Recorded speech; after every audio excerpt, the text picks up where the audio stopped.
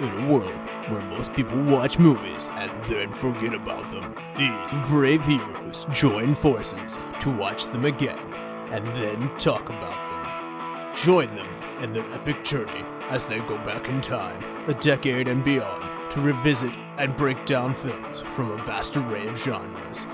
Do these movies hold up over time? Are they classics?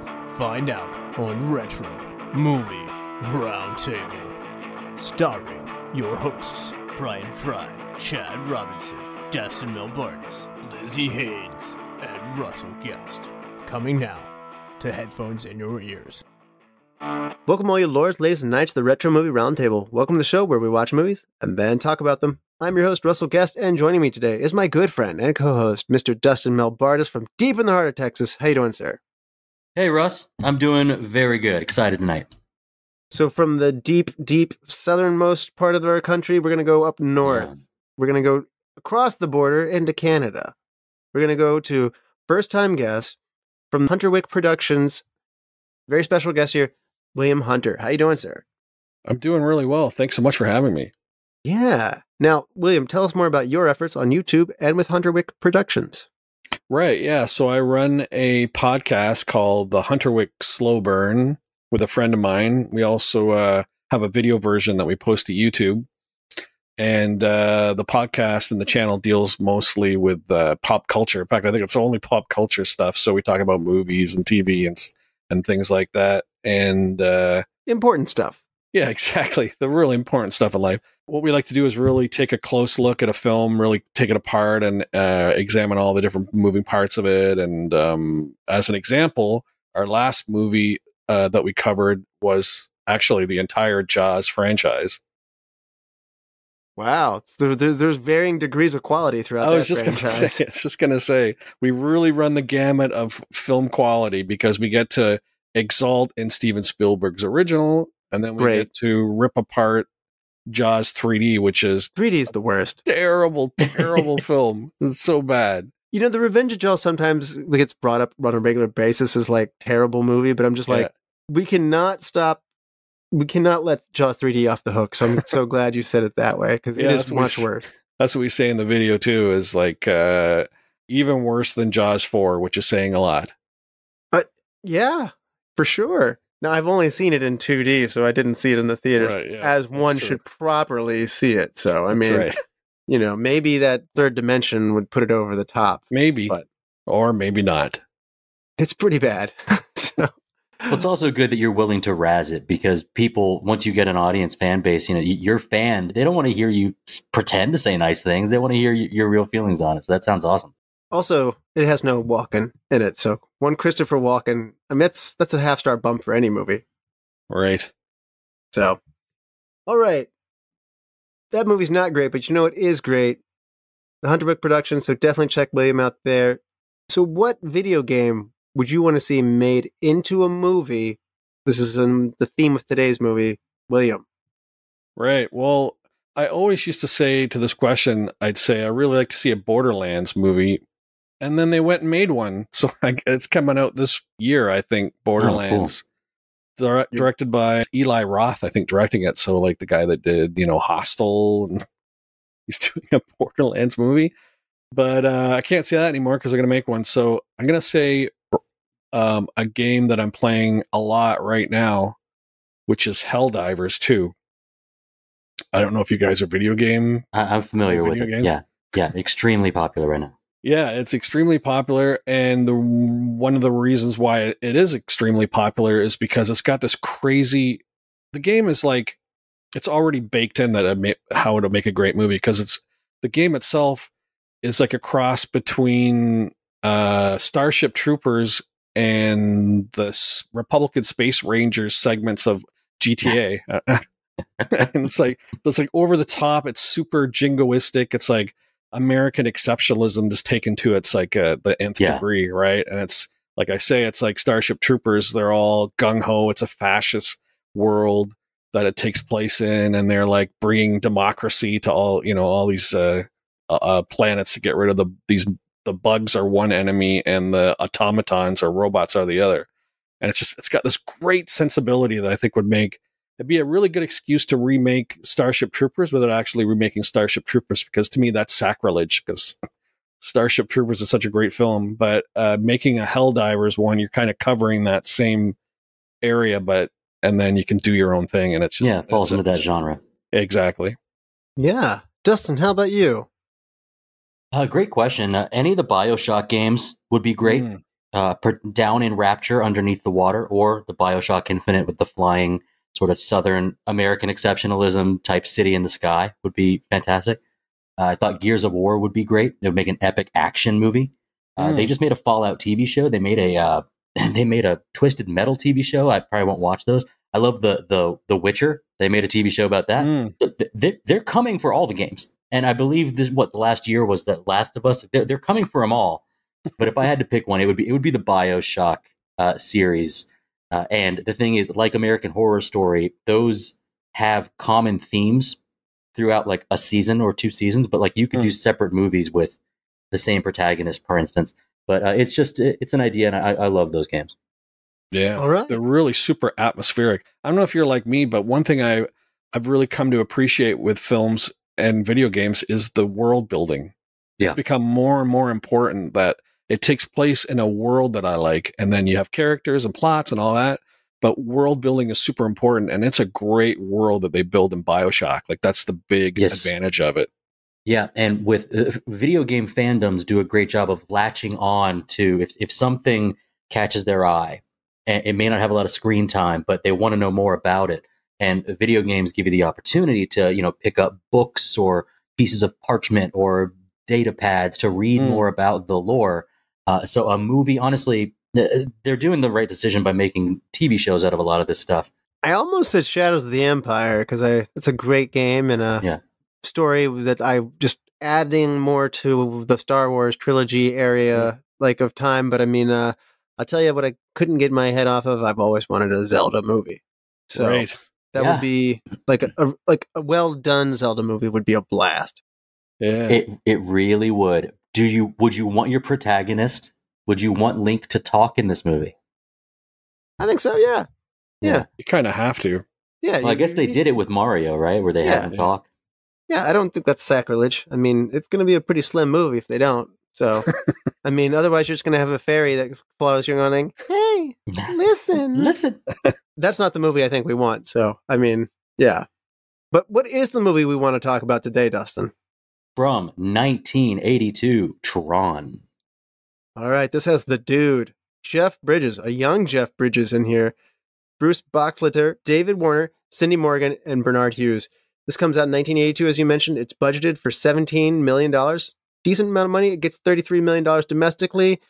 It's funny. This is considered a box office failure, but it still makes money. I always find it funny when you make that much money, you almost make double amount domestically alone, and they still call this a failure. So it places at 22 in the box office. The movie in front of it is Friday the 13th, Part 3, and behind it is Young Doctors in Love.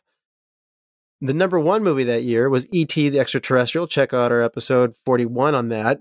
And IMDb gives Tron a 6.7. Seems a little low to me. The critics of Rotten Tomatoes give this a 73%. The audience score gives this a 69%.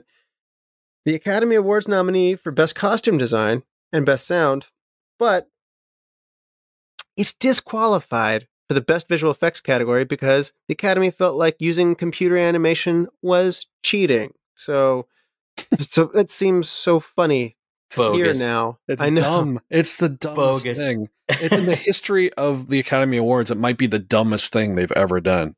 And that's saying a lot.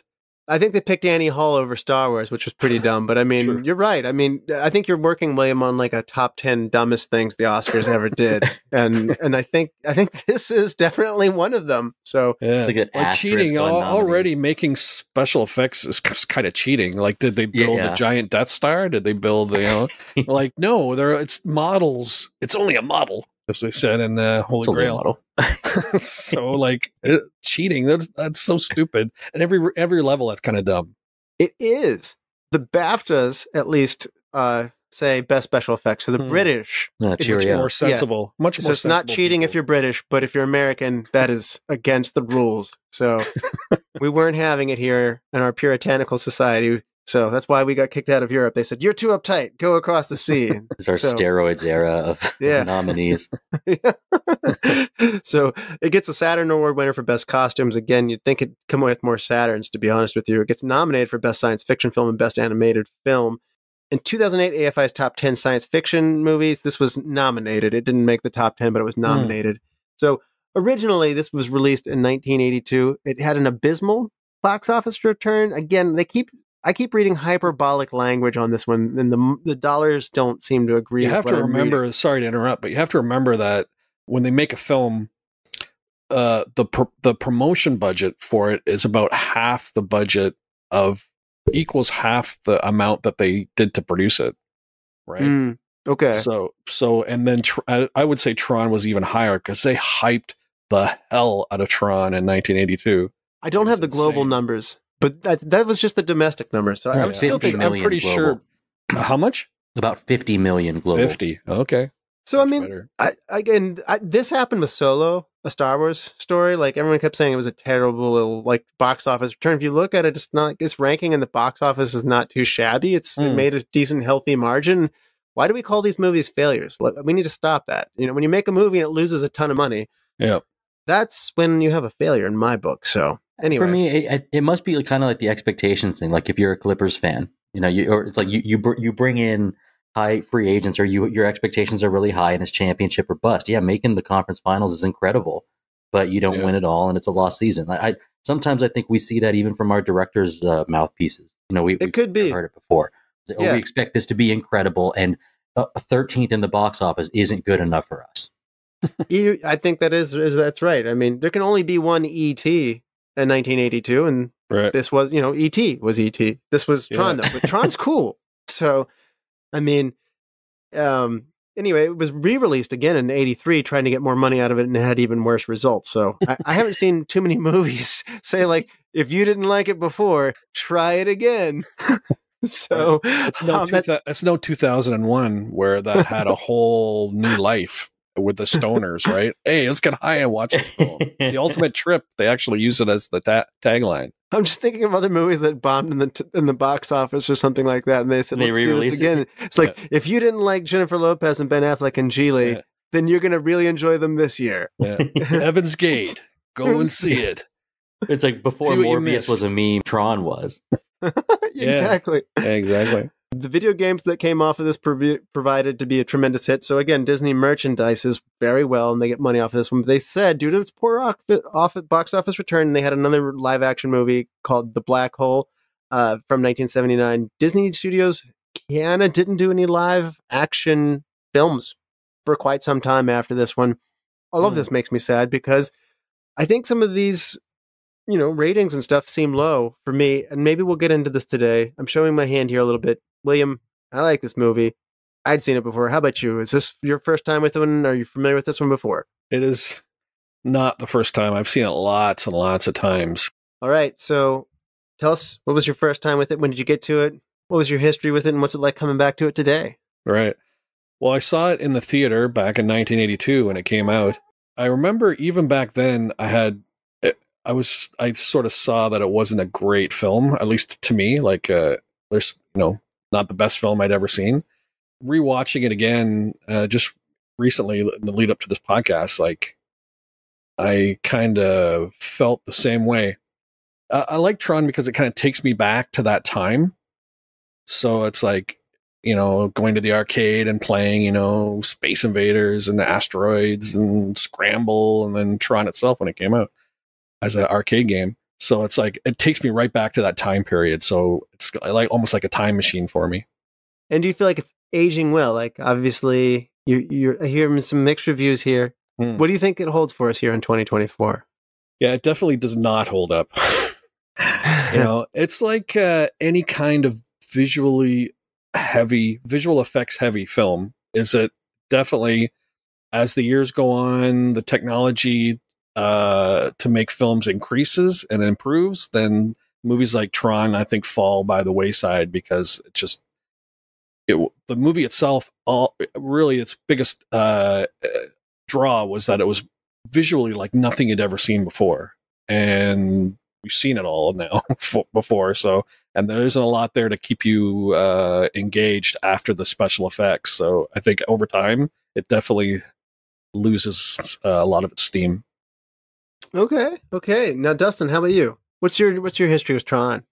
I'd like to second some of the things that William's saying here, and for the accurate reasons. I watched Tron for the very first time yesterday. Of course, I knew what Tron was. I knew references to Tron, and it's got some iconic imagery that has probably seen the picture of the Tron guy. We all know Tron guy. And I came in expecting, with the cultural relevance that this movie has, or seemingly has, it kind of depends on what your meter of what being plugged into movie history or references is, whether that's through humor or TV shows or whatever. There some media phrases or quotes transcend the movie. For instance, When Harry Met Sally, that I'll have what she's having transcends the movie. And I think Tron and its look transcends the movie itself. I was expecting something fantastic. I don't think I got it. And I don't think it holds up. And I think it's inevitable that it wouldn't hold up. And it's probably in that zone, maybe 15 years early, where we do get some things in this time period, well before it.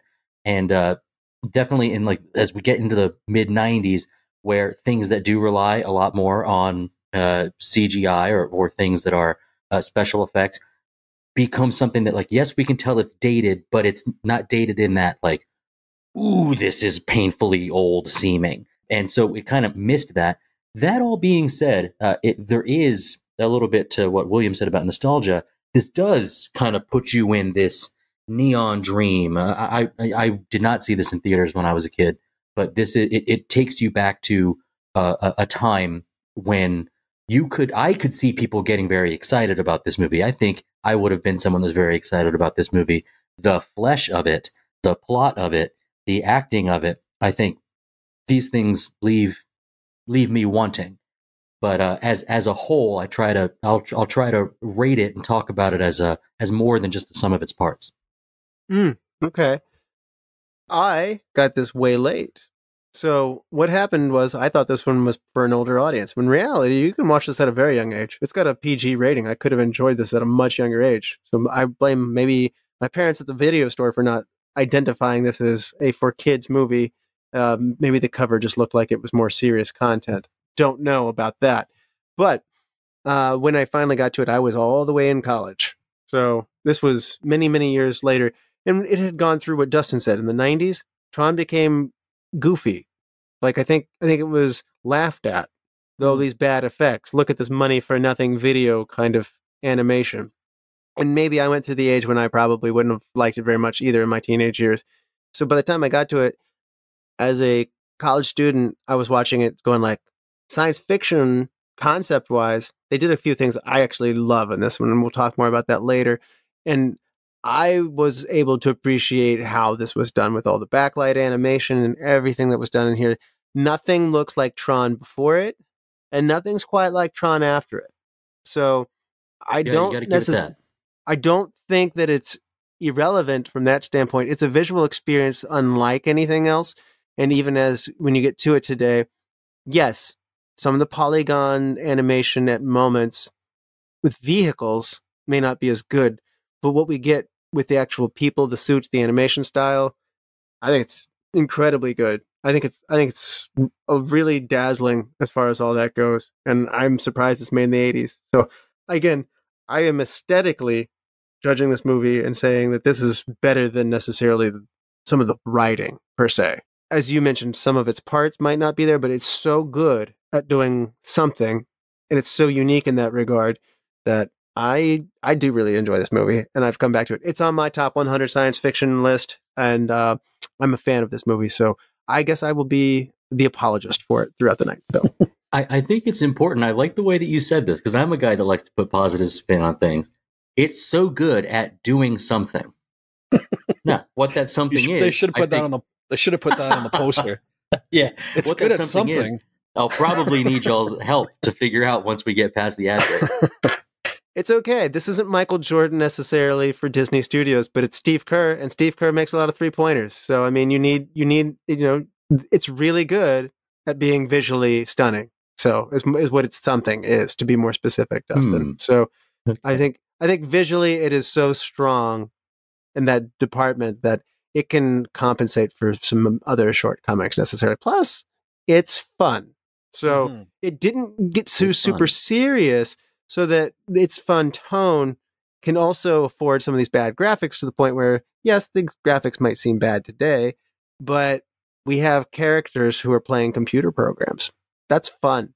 And that's not that in itself gives it great leeway. Whereas if this had been super serious, such as, I don't know, like if it had Blade Runner seriousness with these kinds of graphics, that might not play so well.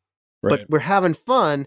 So sometimes I think Chad's the big defender of bad horror movies. He'll say, I'm having fun with this bad horror movie. And maybe I'm going to do the same thing with science fiction and say, this is good bad, not bad bad. Hmm. So We're having that's where I fun. am on it. Yeah. Yeah. I like fun. Yeah. Fun's fun. I like fun. I don't like not having fun. And I had fun with this movie. So, and I hope you have fun with this episode, but we will be spoiling Tron after this. So we will be back after these messages. Welcome to the All 80s Movies Podcast. I'm Bill. And I'm Jason. And this is the podcast where we talk about the blockbusters, the flops, and everything in between from one of the freshest decades for movies, the 1980s. So whether you're a brain, a jock, a valley girl, or a Jedi, we've got some 80s classics for you. Do these movies stand the test of time? Are we discovering something new? Is there an 80s movie we're finally watching for the first time? Join us each week as we dive into the cinematic nostalgia that inspired and influenced a generation. From the hits to the cult classics, we'll discuss our earliest memories, favorite scenes, fun facts, and our not-so-favorite movie moments too. It's the All 80s Movies Podcast, now available on all major streaming platforms. Please subscribe and happy listening. All right, Dustin, we are back, and this is your final warning, audience. There will be spoilers that lie ahead. Dustin, for those who haven't seen Tron since 1982, refresh people's memories. Alan Bradley and Laura Baines work at Encom, a technology firm, but their access to their workspaces has been shut off by the Master Control Program that runs their enterprise, a program initially built by Ed Dillinger, but now accumulating worldwide knowledge to increase its own power. The MCP has locked away a file that is feverishly being searched for by hacker/engineer/arcade owner Kevin Flynn, because this file will prove that he is the brains behind the company's most successful products, and Dillinger's thievery/plagiarism is the only reason that he's in his position. Alan, Laura, and Flynn attempt to unlock Alan's Tron program, installed to internally combat the invasive MCP, and in doing so, MCP uses a prototype laser to zap Flynn into a digital world populated by personifications of programs. There, he meets other digital avatars and the MCP's second-in-command, Sark, who is ordered to have Flynn compete in video games until his demise meets him, due to his arrogance and hatred toward the users that created him. With the help of other programs, RAM and Tron, Flynn escapes the game world and makes his way through the rest of the digital infrastructure. In pursuit, RAM is gunned down while Tron continues on a light bike. While RAM recovers, Flynn discovers that he can manipulate the structures within the digital world due to his user power. He can also power and drive a recognizer ship. Meanwhile, Tron reunites with Yori and convinces Dumont the Tower Guardian to let him through into the core of the local system, where his battle frisbee is blessed by holy programming power from Alan 1, an entity that I still do not understand. Yori and Tron take a solar sailor to the central processing unit, where Tron can destroy MCP. The three of them are captured by Sark's ship, however, with Tron seemingly killed. Flynn uses his user power once again to help him and Yori escape, before jumping into a magical beam that allows Tron to defeat the MCP. Back in the real world, a dot matrix printer provides Flynn the proof that he's actually the successful guy behind Encom, and shortly we see him rise to his new position, with Alan and Laura happy to see him in his station. That's amazing that you actually make Tron kind of make sense there.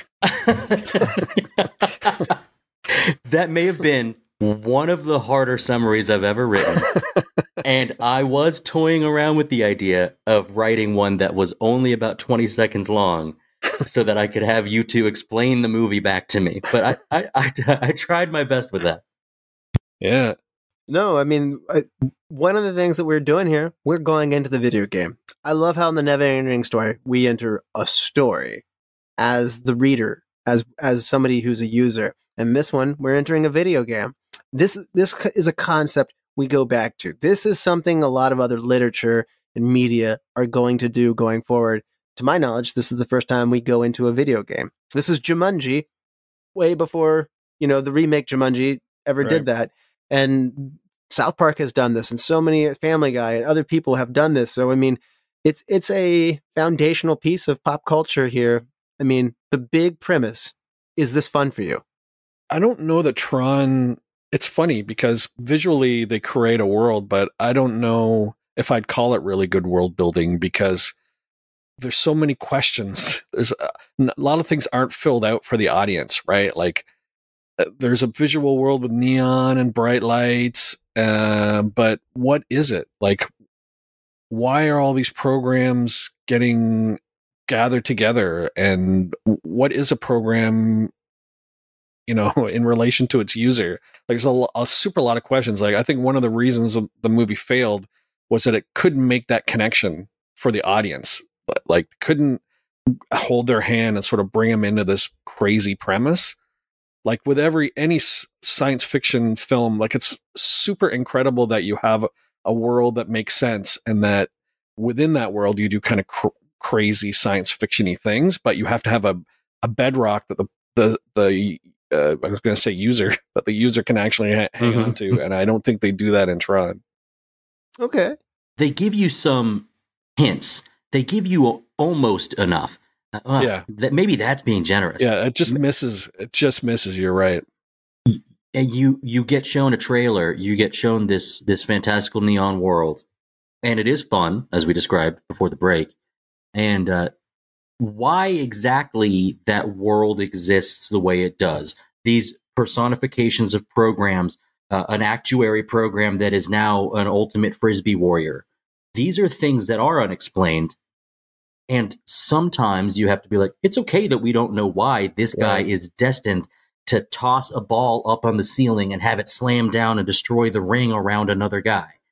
I think eventually we are taught, or we're shown, that it's the only reason there's any conflict in this world that should be extremely structured. You would think that a computer world would be extraordinarily structured and it would be colorless and not vibrant, but that this MCP is so hungry, gobbling up knowledge that it needs to somehow corrupt or use the power of other programs to gain the, what is it, like the 9,000 to 12,000 times the power of any human user. So I could kind of piece that together, but then you get, well, why does this laser thing even exist? If we start asking why, that's where all the information of the program has on it, though. Like that disk is the program's information. Like if we start asking why too hard, that's when I think we will maybe pull ourselves out of the fantasy. And so sometimes you need just enough information to like come along with the ride. And I would say, through 2 watches of this movie, yesterday and then again today, I don't know where the information came from. I was just like, I'm here on the ride, though. Let's just keep going. Right. Well, I think that they set this up well in the beginning. I think that they could get to the video game world faster. My 4-year-old son was watching us with me, and he almost did not get into the video game world. We got really close behind, corporate 80s boardroom talk. I don't think this movie thrives in the real world at all. Right. And I think we should probably, to some degree, I know you guys are craving a little more structure to this. I think we could use a little less exposition in the beginning. And I think it's good to know why Flynn wants to go in there, but I think we can get there much faster than what we actually do. And so I think the fact, though, that Dillinger is stolen Flynn's idea is solid.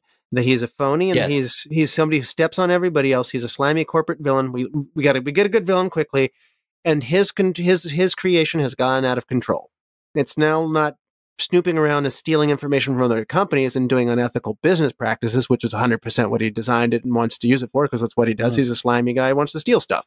Yeah. But it's now going to war. It wants to start wars and becomes intelligent. And that is relevant to this day. And they said the computers are going to do thinking. And it's the programmer who was creating them saying it's not long before they will, in a cautionary tone. And he said, they will start thinking. And then the other guy said, soon people won't have to. And then the guy who was the creator, the old programmer, was saying, programs are made to serve the users. And then Dillinger, in total corrupt fashion, says, no, programs are used to make me money. Yeah. And so you have this tension of like, why are these things existing? And so the master control is a out of control, power hungry, grabbing super intelligent entity. I think you know that it's bad solidly when you get in there. And I think one of the things that you guys are getting at is we don't necessarily see the connection of the user to the personified program they made. Yes, the user is played by the same actor that their program is made, but the acting may have been able to be stronger. And I will say this, like Ram, we didn't necessarily get a good dose of his viewer. Like he's in there in the real world, but he's like an accountant piece of software, and he rationalizes things as an accountant would. He has limitations in his outlook because that's what all his software was made to view things on. Tron was made to take down this machine, and he's capable of doing things that these other programs aren't capable of. We don't necessarily get to meet enough fun guys along the way. When you go into these other fantasy worlds, we should meet other programs that don't do anything useful. So maybe they just make Pong, and they just go back and forth, and they're just fun, wacky characters, if you will. Wreck-It Ralph did very good at this, stuffing your world full of these fun, useless programs that Tron has to save. Well, you made a really good point. Like, that's one thing would have been a big step forward, was have the programs, they're personified. You're in the computer world, an actuarial program. You have Tron, sort of a security program. If you made a bigger connection there between a program acting like its function, right? Yes. In a way, me describing it seems even more esoteric, but if you visually show that to the audience, I think that would have been just so much more of establishing the world that you could follow. Yeah, I think it would be fun too. You could introduce a lot of programs we don't have here. Yeah, exactly. Let's go through the genre. Sorry, go ahead. They arrive in a hub of some kind. I think it's when Flynn is saying like, "Oh, this car, the floating recognizer vehicle he's flying with his little bit bot talking to him." Yep. He's like, "Oh, this thing doesn't handle so well in the city." Well, they're in this city, and you see some different shaped program people. Yeah, they almost look like the pictures in biology class of what a virus looks like. You know what I'm talking about? They have all these like funny, interesting shapes. We get that. I like one seconds. One's kind of shaped like a vacuum tube, which I thought was kind of funny. Yeah, and you're like, this is not a bad nod, and that's kind of neat. It is kind of neat, and it's only kind of neat for 30 seconds. That's right. If that. And how much time could we have devoted to a shopkeeper commerce program or app, or an app that is like a predictive thinking type garbage man app? Like the trash men who like emptying the trash bin. Yeah. How great is that? We've already improved the movie. That would be so good. Yeah, exactly. I love this. Yeah, that's really good. Recycle bin. Yeah, like this guy is here to take out the trash. Like somebody comes out going like, "Do you have that thing? I didn't mean to throw it away." It's like, "No, man. Once you hit empty, it's gone." Somebody yelling, "Undo, undo, undo." Yeah. Christopher Columbus walks in. File explorer. Yeah, and this could be fun, but the focus of the movie wasn't on that. It was on, all right, we've got some journey between these characters that are going towards something, and there wasn't enough pit stops on the way. Yeah. And that's where this movie falls short of the characterization you can get of a Willy Wonka or of a Wizard of Oz. This was 2 or 3 steps away from being filled with things that you could really enjoy. But by the time you meet these programs, they're already imprisoned, being forced to play these games of speed bike. Well, I have to admit, they put him in the gaming level. That is like straight up like Spartacus. It was an influence from the filmmakers who wanted to do something like that. I like this Digital Gladiator for him. These games were fun for me. In fact, again, when I told you I wanted to get out of the real world and into the video game world a little bit sooner, I could have used a little more of this like highlight Pong game that they were playing. It was fun. Yeah. I like the bicycles. I like the fact that they're trapped in game world. I like the fact that it was well established. You don't have to show him in the arcade being good at video games. You can just say like, he's a gaming extraordinaire. He wrote tons of games. Like, that's all you need to say. And then you can watch him come in and have fun and dominate these games, and all these other programs are like, how are you doing all this stuff? Well, the fact that he's a user stops being as special later in the movie. And I would like to see him as a programmer be able to create new programs mid occupation of being in there, creating something, rewriting something, creating doorways for Tron to be able to get through this, to be able to get to the central computer.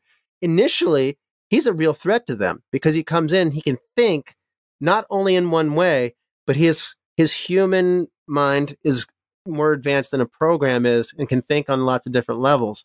That gets lost later on, but at least initially, in getting out of this form, breaking the wall, breaking the structure of what they put him into, and wreaking havoc on the system by just human free will. I really like that. Yeah. And then we go into this chasing scene and stuff like that. Again, time management might not have been the best so that you can go through all these action scenes. But I mean, the notion of that free will breaks you out of the system and that it's that human element that is able to break this down at this point in time I think that's awesome. That's something they talk about, but it's not shown on a practical level, right? I mean, he blasted through the walls and drove the motorcycles out. That's true. That's true. Yeah. I mean, but you're right. It doesn't come at the end of the movie like in a way that his human free will doesn't necessarily open the doors for Tron. Tron's just pretty awesome at the end. Yeah, that'd be nice if you had the key to unlock the whole thing, right at the end.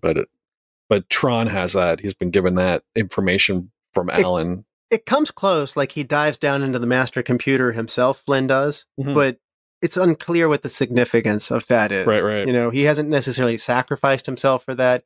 It's unclear, like, if the processor can't handle him because he's a human brain, and I'm designed to analyze programs. It's not clear in what way he's overloading it to make him vulnerable to Tron. So, but it isn't clear.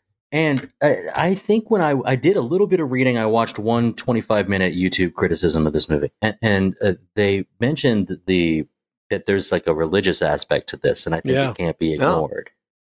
Yeah, the idea. I'm thinking that's, in my mind, that's the strongest part is the user. You're a user. There's a religious attitude towards them. The creator. You're my creator, and it's an interesting analogy to how computers were dealt with at that time, how they were perceived, where you had this room that was set off, and there was a gatekeeper, the programmer, and you'd give him your information and he'd go to the altar of data and he'd, ask for knowledge, and it would be given to him by the computer and he would take it back, right? That's how people considered computers at the time. They were almost like a priesthood. That's a cool real world example. I mean, Steven Lisberger got the idea for making this film from simple video games, in fairness.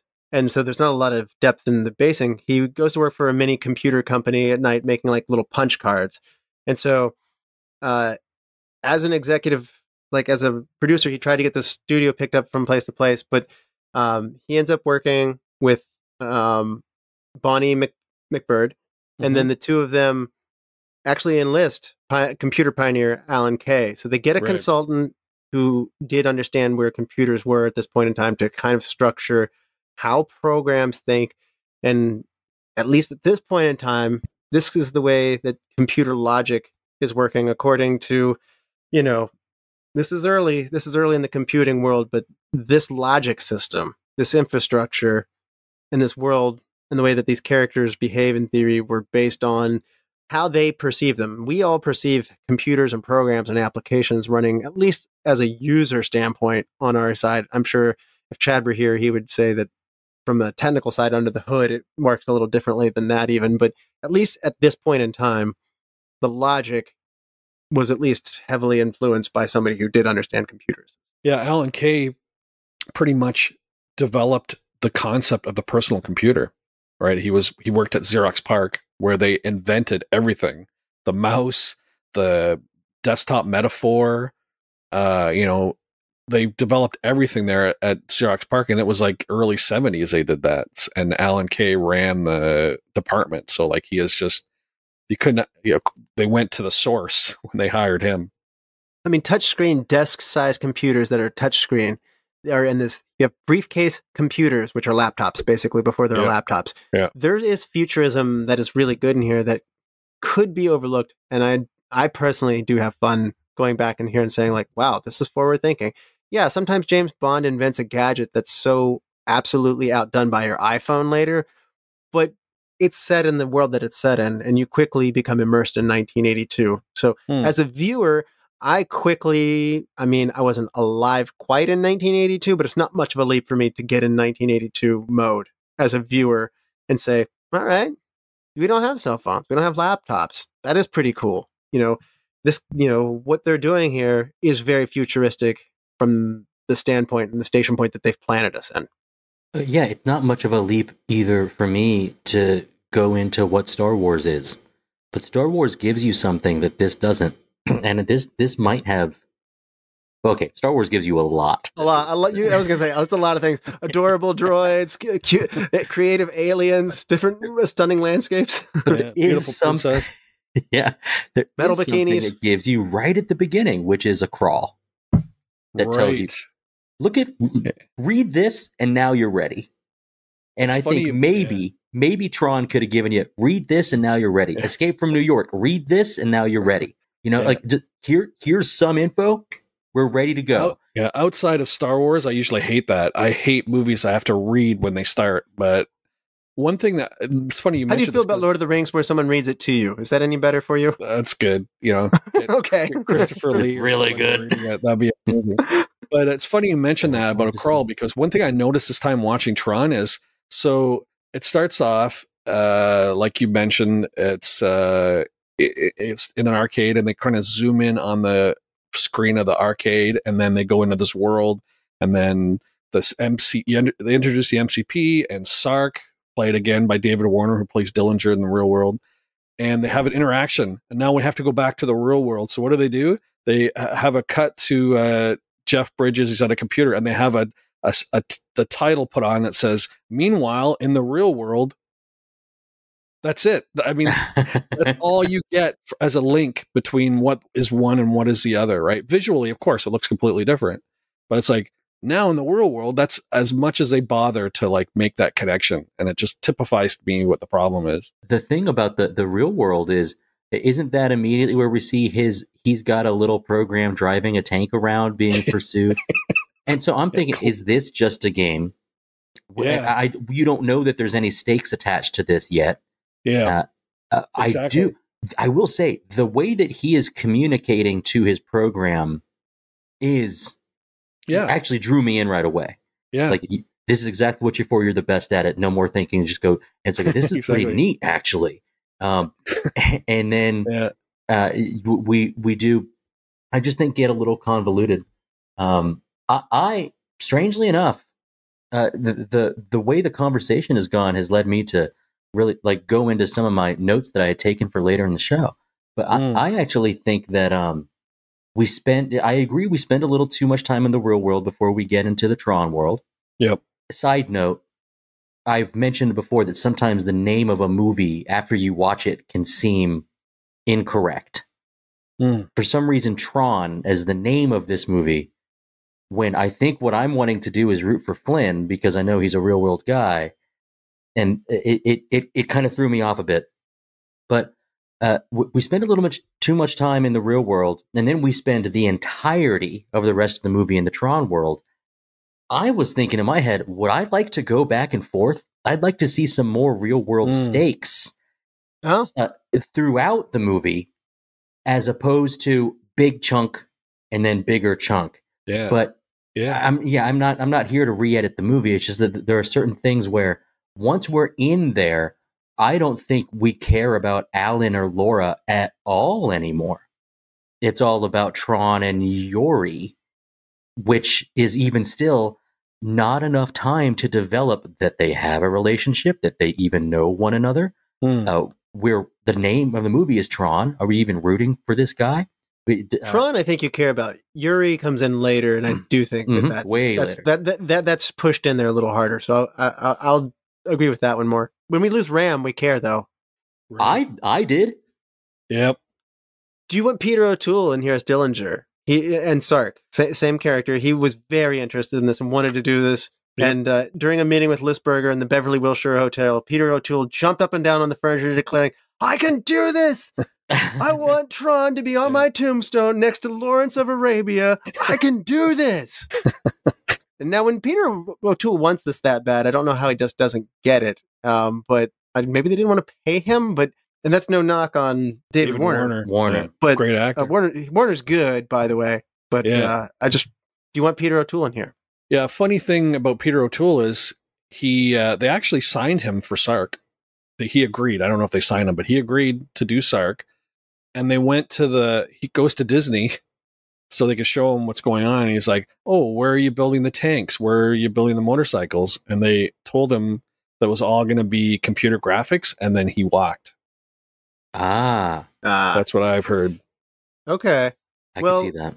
Like maybe so then. Yeah, the guy who played Alan, Bruce Boxleitner, also was on the fence. A lot of people didn't want to do this. Disney didn't have the clout that it does today. That's right.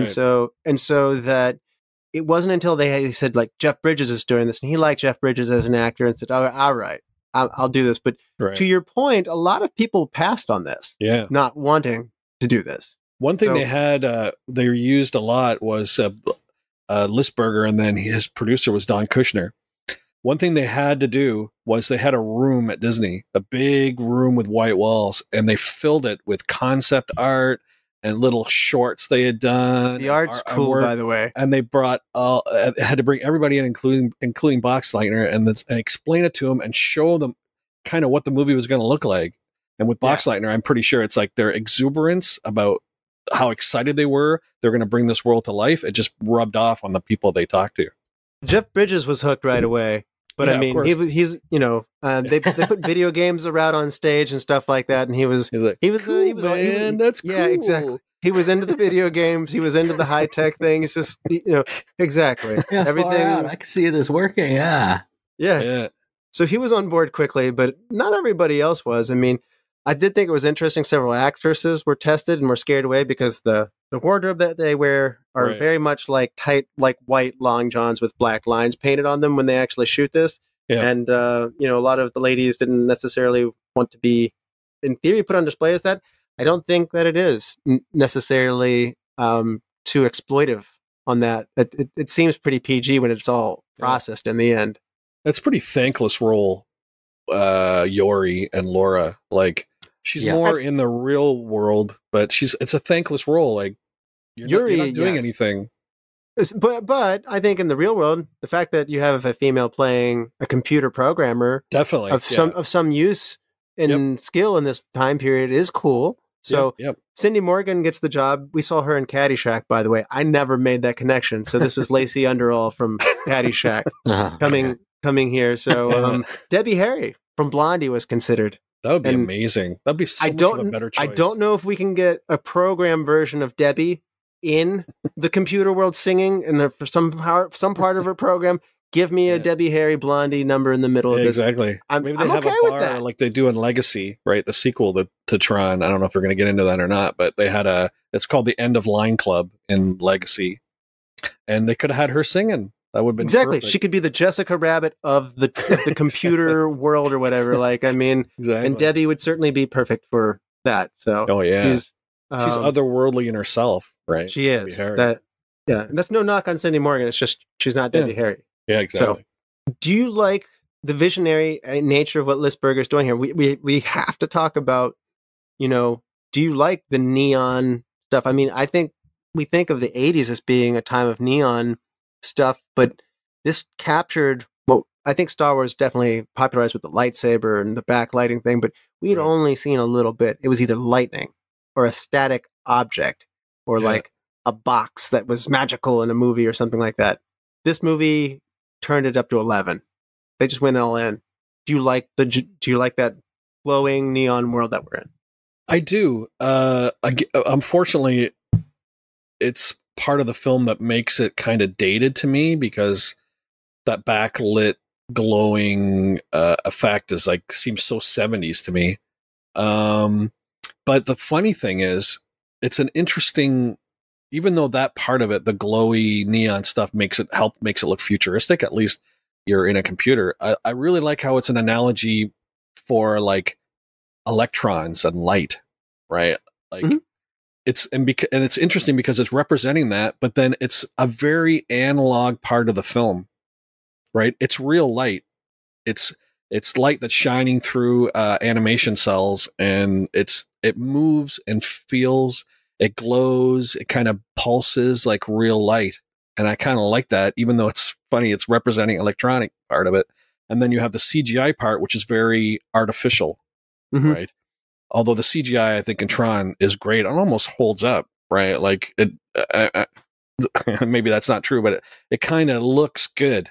It's, it doesn't look like you were saying. It looks better than like PlayStation 1 or 2 graphics, right? Like it's really well done, but I like it as a juxtaposition towards the real light that they use in those backlighting sequences. I think that's kind of a neat combination.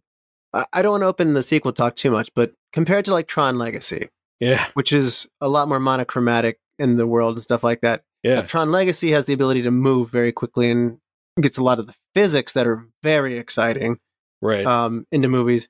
But I would say that the immersive nature and the blue being the good, the red being the bad. Ironically, there's some places where that color coding kind of breaks down a little bit, which was not intentional, but I like some of these symbolic elements that are running through here and stuff like that. I actually think I prefer the visuals of this first movie over Tron Legacy. Yeah, well, Tron Legacy, they were reusing real lights. They actually had light strips in the costumes they were wearing, and that kind of forced them to have everything take place sort of at twilight, where everything's dark because the lights had to shine, right? And there's, they were pretty nice LEDs, but still, if you walk out in the day, you lose the effect. So everything had to be sort of murky and dark in Legacy, which is unfortunate, but it was good that they could move around, and it was much more solid. I love the look of this movie, as dated as it is. I can tell because your mic looks like it's right out of Tron. My mic, as I've described, and we got to put a bad picture guy. up on the You're show. red. My mic is if R2-D2 itself was a Sith Lord. That's what my mic looks like. It glows neon reddish orange. So yeah. The glow of the white, and we've got the blue light, red light on there as the accents. There's something, just listening to you guys just now, I was just thinking about neon. There's something extremely special about neon in general, about that light, about it on the street, about it in districts of a city. Yes. Use in, it's become synonymous with cyberpunk, and it's become synonymous with a nostalgia for specifically the 80s. Though it's existed longer than that, and it still exists all over every open sign. Like these things exist, and but if you just kind of examine it for a little bit, it'd be the same thing as like examining a lava lamp. But lava lamp is very much like a microcosm, like a small thing. Like, oh, that's kind of a reminder of a rumpus room with a sunken, conversation pit. But neon has something special, and I think that Tron captures that. I don't know if it's intentional. Russell, you mentioned the thing about the lights, the red versus blue. I think they miss with this. I think we need a little bit more distinction between any of our characters, and having there be an orange guy, a green guy, a purple guy. I understand like there's a lot of reds, but sometimes the reds are commanding a bunch of blues. In the end, is it red versus blue? Is blue better than red? Does blue represent good?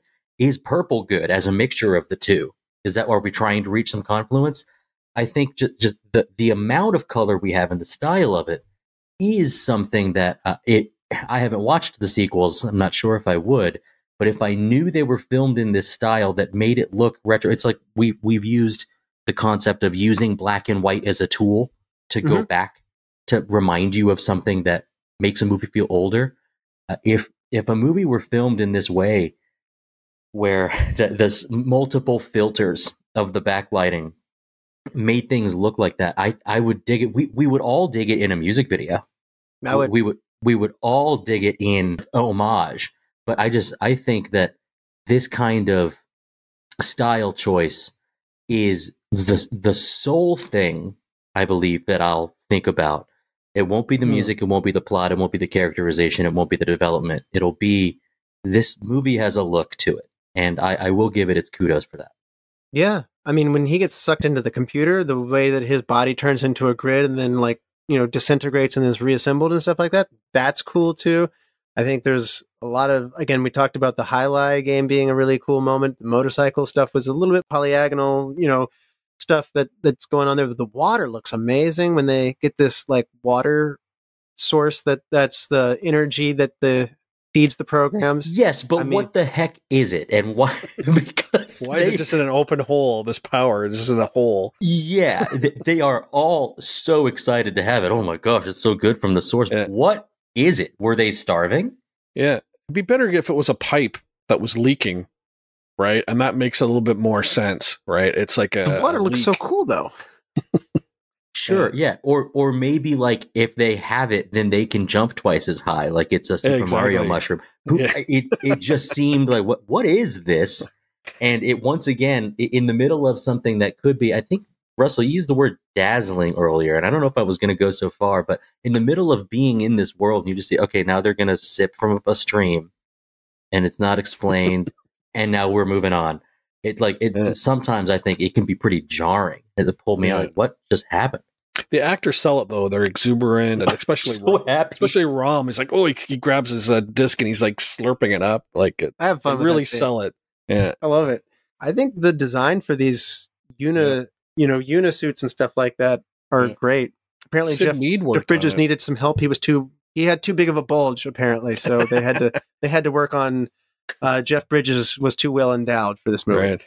But they had Sid Mead as a futurist on this, which is amazing. He's a great industrial designer who worked on maybe his most famous invention is the spinner car from Blade Runner. Right. Mm-hmm.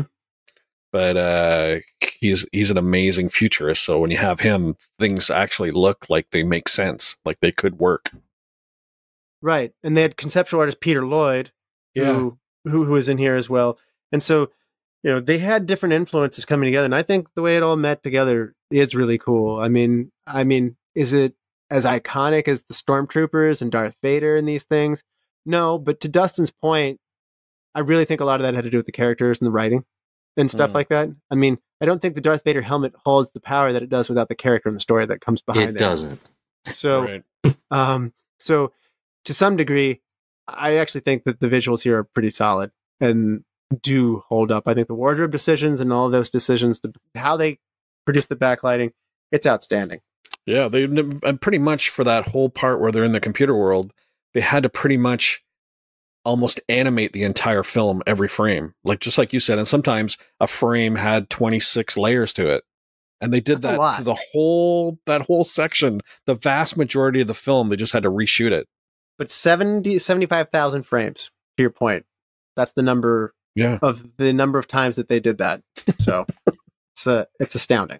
It is.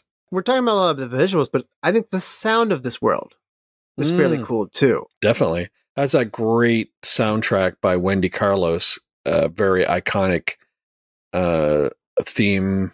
And then I think Frank Serafine did the audio design, and he's just he's one of the top sound designers in Hollywood, so they were in good hands. I love seeing some of the things that they used to make sounds in this one. You had like the purr of Lisberger's cat ended up being manipulated at different speeds to make different sounds, or screeching monkeys were used to make the throwing sounds of like the discs as they were flying around, or popping firecrackers inside of warehouses were used and manipulated and changed. I mean, the Goodyear blimp recording of the engines is used into here, and none of it seems identifiable as these things. And I mean, the ability to create something that doesn't exist out of nowhere using real things, as you I read somewhere where Frank Serafine, Sark's carrier, one of the sounds put in with the engines was the guy just put a microphone in his freezer and just you could hear the fan was going. That's great. You're a big sound and soundtrack guy. Tell us your thoughts on the sounds that are Tron. Okay, this is something that I was paying attention to on the second go through. Is we also have a lot of silence as well, and that caught me off guard. I made a note of it on my second watch through when Tron is battling Sark, and I wanted to briefly mention that there's a lot of acrobatics in this movie that gets unheralded because I don't think those acrobatic scenes in the games or the fighting are shot very well. But they are moving and jumping and diving, and that's really good looking. But I just don't think the shot's too wide or something. There's problems with the shots. But the fight scene between Tron and Sark with their frisbees is silent. And I'm going, if we have all this fun music and hits, where is it? And so like I felt as this soundtrack wasn't recognizable to me because I just watched it for the first time yesterday, but I felt myself like I can see myself getting in this world. I just think whoever was controlling the restrictor gauge on how much music we need more, because we're not getting that satisfaction from anything else. So give me more. You need a better mix, you're saying? I think so. Because I didn't come away thinking like humming the Tron soundtrack. But I was also, fairly evaluating a lot of other stuff, and my attention was drawn away.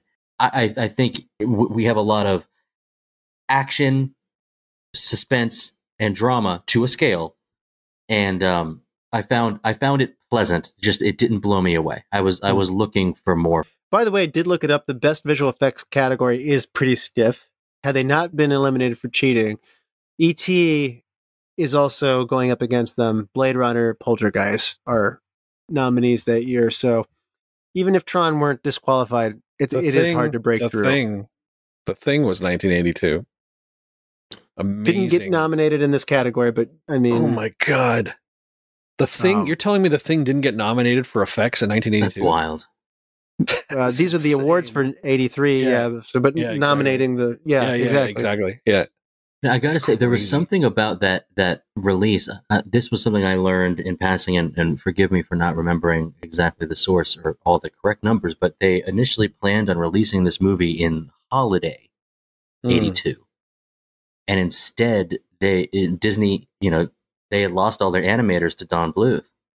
And so they were struggling in that aspect, and they didn't want to go up against The Secret of NIMH. So they moved it to a summer release, which put it up against E.T. So if that explains a little bit of your... That's also a terrible thing to have happen, because E.T. is the #1 movie of the year. So you don't want to open up against the #1 movie of the year. If you're going to describe the poor box office relatively, then moving it to the summer to go up against E.T., and of course they could not have planned for that, but it ended up biting him in the butt. I don't know. I think they do know what other... I don't know. You know what other studios are releasing when they're releasing it, don't you? I think you do. Yeah, I think but you just may not. You just may not know like how big the hit is going to be. It's E.T. I don't know. E.T. I think I don't know.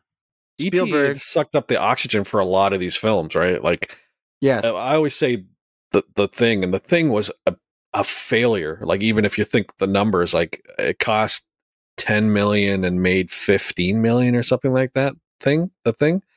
I always think it got hit the most for that summer, but they're all the ones you mentioned. The Secret of NIMH is another heartbreaker. Any kind of film that was like for kids just got steamrollered. The Thing, of course, not that, but Secret of NIMH and all that, they took a pounding. Well, now I got to think, and because you said it, is this movie for kids?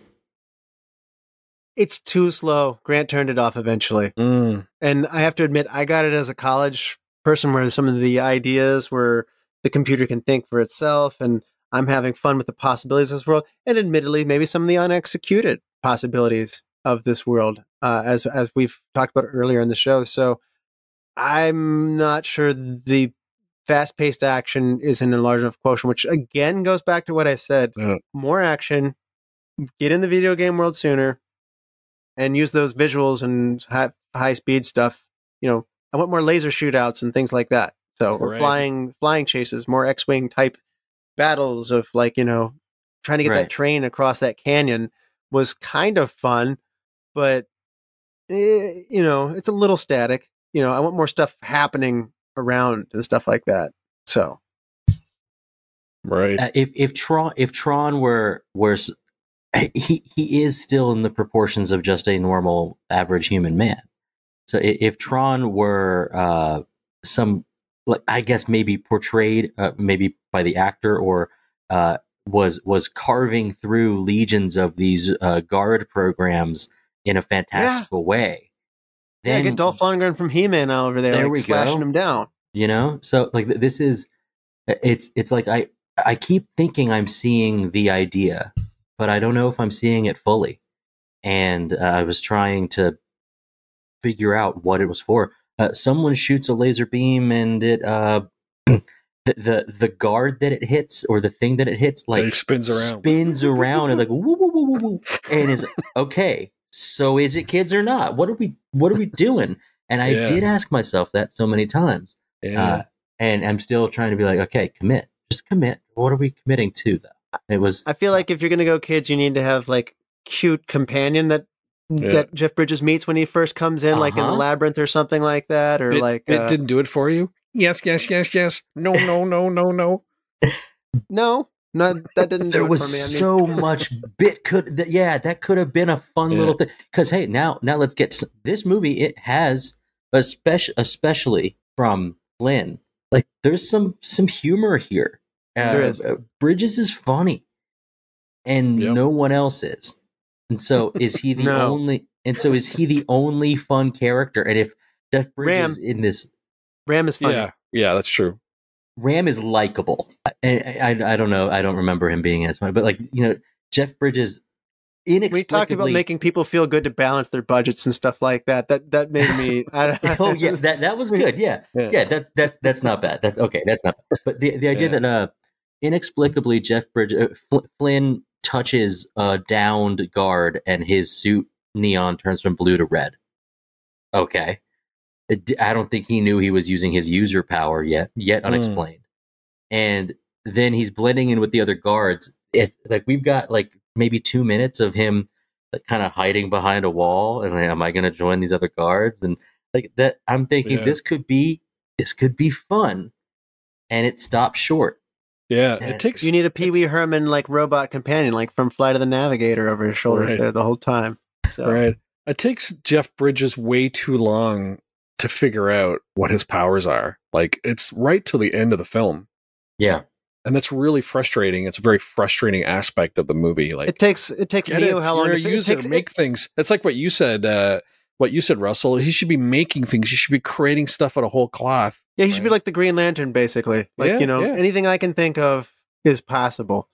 But, I mean, in fairness, it took Neo how long to figure out that... Okay, you did it, and I was going to do it. Yeah, do we have the Matrix without Tron? No, I don't think so. Way. I don't think the Wachowskis come up with their idea without this. Like, this is pivot. Like, I said this early on. There's so many things that are built on this that even if you don't like this walked so that everything else could run. So, that's definitely true. So, I mean... even if you sit there and say this is dated or goofy, if you're going to write it off, you at least, at a minimum, have to say that this is your Black Sabbath or whatever that all of your other metal bands can play on. Yeah. Although it's probably not Black Sabbath because Star Wars and 2001: A Space Odyssey are probably more the equivalent. But this is your Metallica. Yeah. Well, like I say, it's I don't know if I can really call it a good film, but it is one of the most important films ever made. Yes. Like historically, because what they proved as a proof of concept for that 50 minutes, every movie is now built on that. Every movie does that. What Tron did first. See, what you just said makes it a good movie to me. It has glaring weaknesses and is so bad in some ways, but it's so good at what it does well. It's kind of makes up for that, you know? Russell, I know this about you, and listeners know this about you, is that the historical impact of a movie will affect how much you enjoy it, even if you didn't. Yeah. And I'm not saying you didn't. I just know that your star rating will be biased based on the historical impact of this movie. And it's okay that I know that, but you need to know that too. Yeah. You That's need to fair. know that about That's yourself. fair. I can't not connect things like when I watch it, and like you just said, do I get the Matrix without this? And what does that mean? I don't know. I to me, it's inseparable. So, Yeah. I mean, I think it's really, really ahead of its time. But by the way, let's go into our superlatives. What do you say? Let's hand out I'm some. ready. Sure. All right. MVP, William, Jeff Bridges, no doubt. the dude abides. It's just like you said, he's the only guy. He can't even say Ram has funny lines, but you can't say he's really enjoying himself. But Jeff Bridges is having fun. He's enjoying himself. Hey man, this is crazy. Like it's so good. The funny thing though is like, could they pick a guy who's less like a hacker than Jeff Bridges? Hey man, I'm just gonna hack the system, dude. Like it's insane, but he's still so good. So yeah, he is human. He's the most human, even in the live action stuff. He is the most human character, right? So that's super important when you get into this world of computers. Everything's cold and kind of calculating, even though they kind of waffle on that part too in the film, as far as I'm concerned. But still, you have Jeff Bridges. Is the human. He brings the human to the whole proceedings. Yeah. Dustin, MVP for you. Steven Lisberger. I think the idea is where it's strongest.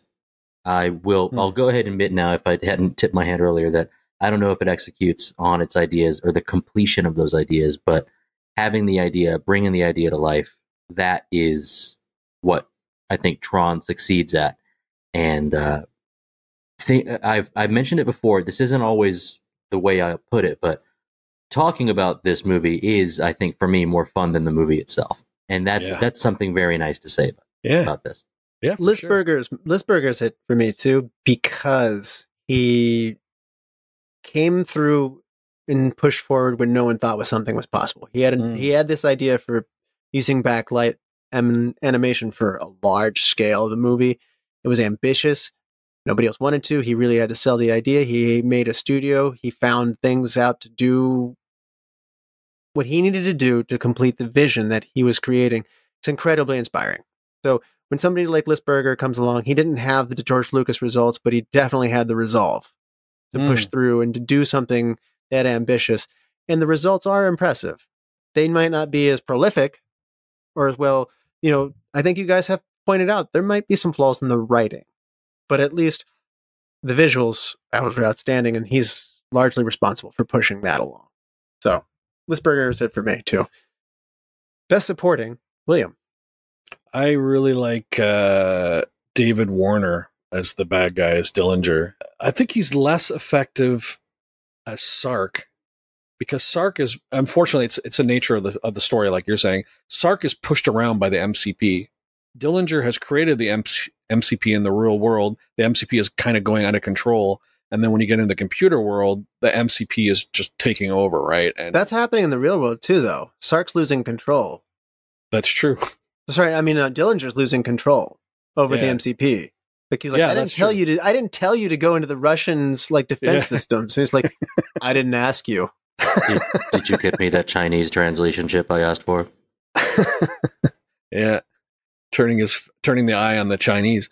But yeah, David Warner, I think he's a little less effective as Sark just because he's sort of undercut, but he's got great when he's giving his speech to the programs. Mm-hmm. You will all get an identity disc. And it's a great performance. I love David Warner as an actor, and he's great in this. That's mine too, by the way. What about you, Dustin? Dan Shor as Ram. Yeah, that's a good pick. Fun character. That's my second pick. Only thing I think I would change about it is Russell, you remember when we did Little Shop of Horrors and Christopher Guest, who shows up as the man wanting to Yes. to buy? Love it. And what a strange and interesting plan. I think Ram could be a little more like turn one notch up to be cheery or somehow stand out a little bit More pocket protectory and more like hair gel, like from the 50s. Sure, Yes, I get it. Yeah, give me that. Give me glasses that are taped in the middle. I don't know what it is, but I thought he did a great job with this character. That is such a great scene. His death scene. Yes, I was saying a meaningful It is death maybe scene. the best scene. That's coming up. But it's a great scene in the film. I would like to see him being financial in situations where it doesn't have to be and something like that. Like after a big match where somebody goes down, it's like he'll be able to deduct the cost of those broken payments. Yeah. I mean, There was about a 63% chance of me winning that one, right? It's like, man, he's dead. That is unfortunate. Yeah, exactly. so hidden gem, William. I'm gonna say Dan Shor because he really is a gem in the film. He's had that great scene where he passes away, but he is definitely it's contagious. His exuberance isn't necessarily really demonstrated, like you said. They could have maybe turned him up a little bit, but it's still just his attitude is really contagious when I'm watching the film. Dustin, who is your hidden gem or what? The character Dumont in the Special Tower. A weird little set design. Yeah. He's in the shape of a sphinx. And I don't know if you guys recognize that as the shape of a sphinx, and I don't know if all listeners think of the sphinx as anything but a thing without a nose in the desert in Egypt. But in a lot of fantasy media, the sphinx is a very interesting type of wise character that is also extremely dangerous. We don't get that out of Dumont, really, but he's the closest to having lore, the closest to being a sage, and his real world counterpart is an interesting character that we just simply don't get enough of. So anytime I see that, I think sphinges are interesting tools, characters, if you take care to respect their lore. And yes, I wrote that sentence down specifically that way so that I could say the plural of sphinx is sphinges. I just wanted to make a point with Dumont and his design. First of all, it's the part of the film that's most Mobius to me, right? He's got that mitre, that Pope mitre that he's wearing. Yeah, I like that. That's super Mobius. It's like you look at a lot of characters like Mobius. They always have those kind of hats. And I love that, and I just like it reiterates the sort of the religious part of the film, like we were talking about, where he is the priest you have to come to get your information from the computer, right? That's kind of neat. Well, my hidden gem is going to be hundreds of people that are responsible for the labor-intensive nature of making the backlit animation. All the nameless people that go into doing that, because once you learn what's doing, I can't believe Disney said, "Yeah, let's do this thousands of times." So, I mean, so Lisberger's a good salesman to be like, "Yeah, we can do this." So, recast. If you had to recast somebody and put somebody in their place, who would it be, William? Well, that's exactly not a big cast. Right. That's exactly who I would recast as Barnard Hughes, because he is the part of the film that is so Disney to me. He's very Disney-ish. I think he's probably been in a lot of Disney films. I'd like to see perfect would have been Christopher Walken in that role. I love Walken in anything, so I'm sold. That's who I'd put in there. Gosh, he'd be a good Sark though too. Exactly. Okay, you got the identity disc. You put it on your back. A Yoza. I've had this data disc up my for 5 years. Dustin, who's your recast? I have two, and one of them I didn't mean to tip my hand earlier. Arnold Schwarzenegger is Tron.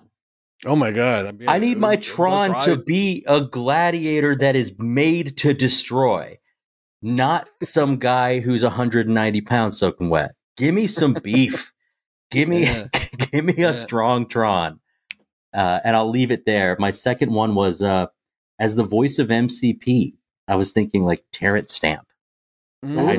Just Right. Playing around with I like that. voices. Yeah. I like that one. There's nothing wrong with Cindy Morgan, but I locked onto it once I read Debbie Harry could have done this. She's not necessarily Right. known for her acting, but I think that this role is fine for that. So Debbie Harry, get her in there, Definitely. and get her on the soundtrack too. Like even if it's only when the credits are rolling at the end, like get Debbie. Best shot, William. Shot I love the most is they've been in the light cycle grid, and Tron has blown a hole, made a hole up here, and they're rushing to this hole to escape. And there's a shot that really proves, probably at the time, just what computer animation can do, because there's a shot where the recognizers come to alert and they go after, they're going to chase them, right? So there's a shot where you're following the recognizer and the camera swoops down in this landscape and swoops right up to the wall, right? It's all very seamless. I think at that point it really showed, like we said, the rest of the film industry is built on the back of Tron, and I think that one shot really shows what CGI can do. That's a great pick. Yes. Dustin, how about you? You know what that reminds me is we never see a pilot of a recognizer except for when Flynn is piloting one. To me, the recognizer bots seem like bots, not like ships, like mobile dolls. Anyway, right, but he's using an old version of the recognizer. It's all broken and been sort of junked. So maybe it's like a old version that needed manual control before they automated. Yeah, that's right. My best shot is the ending shot of whatever city this takes place in the real world. The fast cars going down the highway mimicking. LA. It's okay. So it's L.A. Yeah. The speed at which they capture the taillights and the headlights of the cars is mimicking like the light computer trail. Circuits. Yeah, or the computer circuits, right? Exactly. Yeah, and it's that better have been purposeful because it was so good. The best use of the LA nightscape since Close Encounters, where they used it as the bottom of the mothership. I mean, so my best real world shot's the helicopter. It's good. The helicopter shot, like when that helicopter comes in, Grant even said, "That's not a real helicopter." I said, "It actually is. It's just they made it look really cool." It's really good. That helicopter coming in at night was really cool. So even by today's standards, that is cool. So that's a very cool real world shot. And then, as you mentioned, William, the bike, like gladiator situation was excellent. And just a quick shout out to the, I don't know what to say other than highlight pong, like where they throw the balls back and forth. When they both step up in the arena, there's this tall shot, like looking down on the venue. Very clear what the rules of the game are going to be. You don't know that the floors are going to break out when the ball goes, but you have 90% of the game worked out before they demonstrate when they play. That's a good shot that the games are about to begin. Yeah, they come walking into a blank room and the lights come on underneath them. Yeah, it's really cool. Really cool. There's a lot of good shots in this movie, by the way. Transitions are really good through a lot of these transitions, by the way. So, best scene, William. I already said it. It's Ram's death. You'll be crying. If you're not crying, you don't have a heart. All he wanted to do was help people make good sound investment choices. Yeah, exactly. Help people save their money. He's like a nice Dave Ramsey. Instead of telling people, it's like, you're dumb and you're broke. Analyzing your risk is my only purpose. Dustin, best scene. I think I've been convinced. I do really like that scene. My choice I wrote down was the ring game. I thought it was fun. Yeah. I thought it was more fun than frisbee dodgeball. I thought the ring game was cool, and because I didn't know that the floor was going to fall, and that you get like some stakes. Like if you fall, this guy's going to die. Like whoa. And it's a really neat scene where Jeff Bridges is faced with, like, he's always played video games. You die, you put in another quarter, right? You respawn. There you go. Yeah. But he's now faced with the reality of what's going on in that scene where he watches. And I really like Peter Jurasik is the actor he's playing against. And I like Peter Jurasik as an actor. People might recognize him most from Babylon 5, where he had a major character, but he's really good.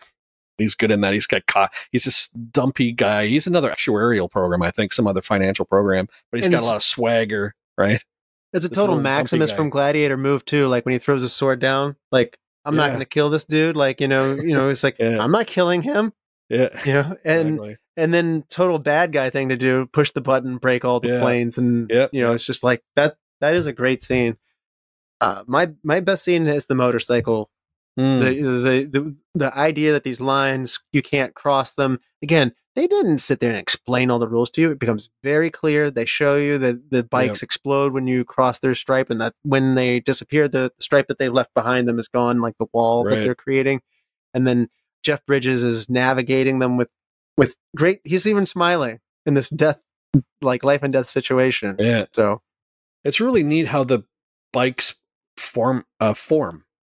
Right? Yes. It's like a bar comes up and they grab it and then they kind of pitch forward and the bike appears around them. That's a really cool scene. Like I can imagine they worked really hard on that because it looks great. Yeah, it does. And each one of those scenes sells again. They got airbrushed and stuff to get the look of those bicycle frames and all that stuff. Or motorcycle vehicles. So yeah, light cycles. William, what is the best wardrobe or makeup moment in Tron? Well, I think Dustin already mentioned this, but they're walking around, I guess after Flynn has crashed the recognizer and he's walking around and there's these crazy people,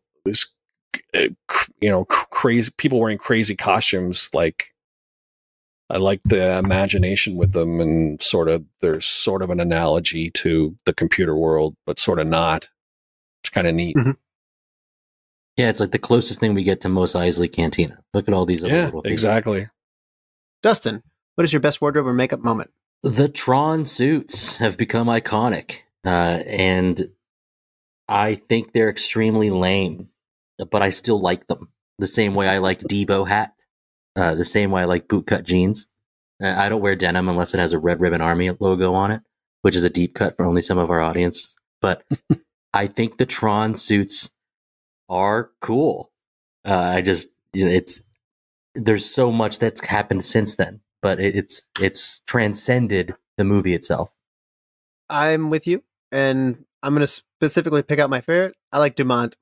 It was the large, kind of tower thing, the tall hat that he had.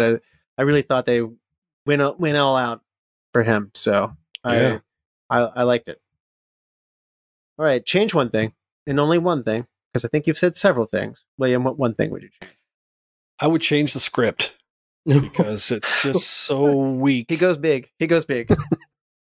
Like, just increase those connections. You've got to lead me in a little bit more. You've got to just make a connection between what's going on. Who are these people? What is their motivation? Why are things happening? Like, I don't want to, it's a trade embargo, right? That's how you start your next movie, Star Wars movie. Yeah, it's about a trade embargo. I don't want trade embargoes. I don't want to, spreadsheets. I don't want RAM, describing, actuarial tables to me. But I do need a better connection. You've got to make that leap for me. Okay, Dustin, what's your change one thing? Get into the digital world faster. And that will give us the time to get to better know Tron and Yori.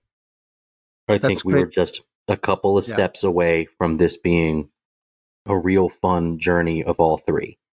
And instead, they barely just kind of cross paths, and they're all headed generally in the same direction. I think a little more time would have given us sort of what William's saying, like, connect this for me, please. Yep, then that's my way of doing it as well. I've said that before, I think you'll get a faster paced movie. I think it'll attract more younger viewers to it. I think you'll hold people's attention better over time by, you'll put in better connections as well as get more action into the movie. Nobody says, you know what we need? More guys in suits and 80s corporate interiors. So that's not what you're here for. Although Dillinger's desk is super cool. Yeah.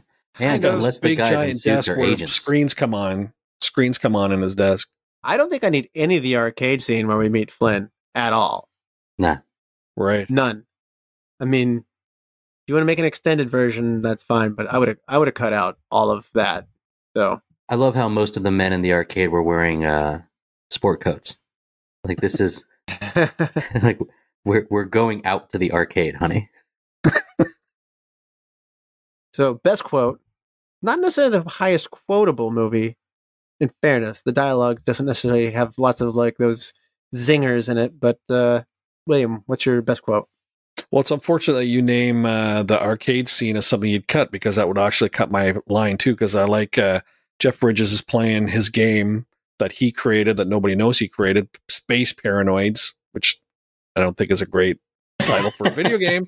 But anyway, he's playing it and everyone's all excited. Everyone's gathered around him, which really captures kind of that feeling of the 80s arcade where some kid was really good at and everyone would gather around him and watch him play. And then when he beats the game, he turns around and someone off screen goes, "How'd you do it, Flynn?" And he goes, "It's all in the wrist." Like that. Well, it's very Jeff Bridges, yes. You can get him to do that later. All right, Dustin, best quote. No. Really? It's not yes, yes, yes? They were both pretty funny, but he repeats the no a couple times, and it's funny each time. The movie has more humor than I thought. Not enough, but it has more than I thought. That's true. I could go with a little more humor if you wanted to. I mean, you don't have to twist my arm. I'm the comedy fan, so anytime you said make it funnier, I'll probably go along with that. Best quote for me, I love it when Dr. Walter Gibbs says, "You've got to expect some static. After all, computers are just machines. They can't think." And Alan Bradley goes, "Some programs will be thinking soon." And Dr. Walter Gibbs goes, "Won't that be grand? Computers and the programs will start thinking, and people will stop." Yeah, poignant. Very prescient. So, William, before we go into this next round here, I want to tell everybody again one more time. Can you tell everybody about your YouTube efforts as well as your efforts on HunterWick Productions? Absolutely. HunterWick Slow Burn is our podcast. It's pop culture, movies, things like that. I'd like everyone to check it out. And then I also run a website that's called The Dot Eaters, and it's a history of video games. So if people could just go to thedoteaters.com and check it out. Got a lot of material there, including a giant article on Tron. So check it out. Excellent. And you guys do a nice deep dive yourself too. So it's a fun show. I enjoy it. Thanks. Now, on the 5-star scale, half-star intervals, what are you going to give Tron? William? I'm giving Tron 3.5 out of 5. All right. I was actually that was more generous than what I was expecting based on some of the commentary along the way. So as much as you're the guy that, puts a lot of stock into the historical aspect of a film, it can't be ignored with Tron because it is just a super important film. The things that Tron pioneered became movie making, right? Mm-hmm. Yeah. Dustin, how about you? Where are you going with this one? 5-star scale. William said it can't be ignored, but I think it can. 2 stars out of 5 for me. Ouch. I don't think the acting is good. I think we're missing too much real world stuff. I'd like to be back there once in a while. I'd like the colors to make sense. I'd like the real world stakes to be more impactful. At the end of this movie, the guy gets a promotion. Like somehow we're on the verge of a fabricated stock market crash and it's all because of MCP. Give me some real stakes. Remember, the computer didn't have thermonuclear war. Russell. I'm in the middle of this thing. I can't tell if the movie is meant to be a kid's movie or something with deeper substance. The grid bug animation looks like a Fantasia piece. I'd prefer the slight religious aspect to be like the opposite, where it's like misguided with Sark as some kind of corrupted digital priest. There's no music during Tron's battle with Sark. Yori and Flynn share a kiss. This is not Luke, Leia, and Han. It's trying to be. Dumont getting tortured on a triangle is just a part of an idea. And that's where I came to it. Maybe that's it. We're only seeing parts of ideas. We put them together in our heads the way that if you're looking at a drawing or a blueprint, that you put together the negative space to form something complete. but you don't have time for that in a movie, and you have all the resources for the movie to do it for you. And there's not enough mystery or thrilling nature of this for you to where like that's exciting. We're just left with pieces. So I think 2 stars for me is being generous. Ouch. Yeah. I mean, I mentioned this before. This movie does have its deficiencies. It's so good at what it does that I'm going to go with 4 stars. I'm going to double your rating, Dustin. So I do think there are some problems, and I do think some of the pacing and some of the writing issues come through, but it's just so good at the visuals. You won't forget that you ever saw it. You may not remember every character. You may not remember everything, but there's parts of this movie that will just so imprinted on our pop culture media, and that, like I said, there's not been anything like it since then either. So the way movies were made changed. So I think it will be worth, in 20 years from now, movies will continue to develop and improve, but I still think that you'll still say, put a circle around and say, like, you got to see Tron, because it is a milestone and worth seeing, if nothing else for that. And yes, it's a total history thing to say, but visually, it's just like I said, like the 7 seconds or less, Mike D'Antoni's sons never won anything, but boy, they sure were great. They were just, there we go. Tons and tons of offense, flawed concept for building a team, no defense, but it didn't matter. It was a delight to watch Steve Nash go out there and throw amazing passes at alley-oops to Amari Stoudemire and Sean Marion, and it was just fun. And that's what Tron is for me. I think our ratings here really perfectly typify Tron. It's a love it or hate it film. Right? Yeah, it's fair. I've gone lower, and in that that's worse. Something being something that's considered across the spectrum like that gives a real value to Tron in itself. I think Justin did hold off. This is not the Valentine's Day rating. I've given worse ratings because I've disliked movies. I don't dislike Tron, but I noticed so much, and it's only thanks to the show that I've been taught how to notice stuff like this, and I couldn't ignore it. But I mean, the things you talked about, Russ, no denying that, no denying the history.